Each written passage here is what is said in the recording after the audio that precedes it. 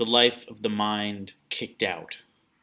The mind walks into a bar, sits down, orders a scotch, a single malt, pretends it wants to be sophisticated, looking for something outside that used to make the inside feel smart. But there is no more scotch. There is no more single malt. The mind looks around for someone to talk with. Everyone is either too drunk or too drunk. The mind is not sure what has these people drunk.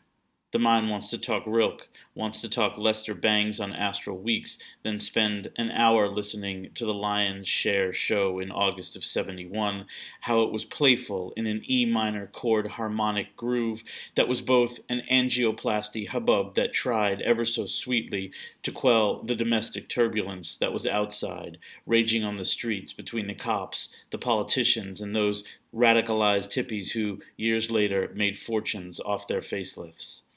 For the mind, it's all gone. The life of the mind kicked out of the brain into a swell storm of nonsense, a shitstorm of howdy-doody dum-dums pulling levers on Pennsylvania Avenue that open trap doors. There go the poor people, there go the blacks and Jews, the Mexicans and fags, the gays and queers, the transgenders and the transmissions of tenderness that used to move the mind into bedrooms before sex. The mind sits down at the bar and orders a street choir or a bandstand, only to be met with a drum machine and an auto-tuned tambourine. Remember when we sat up till midnight talking bicycles and Beethoven, how the roving madness of Foucault caught our eye before we knew what to see, and the lilacs made us swoon.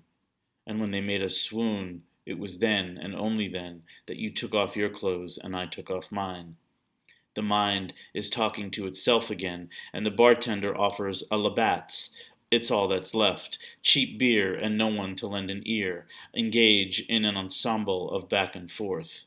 Soapy suds and an orchestra of static. The mind has had enough and does all that it can to get drunk, then gets drunk, passes out with its mindfulness on the bar until closing, and then it's closed. The bar stool, the bartender.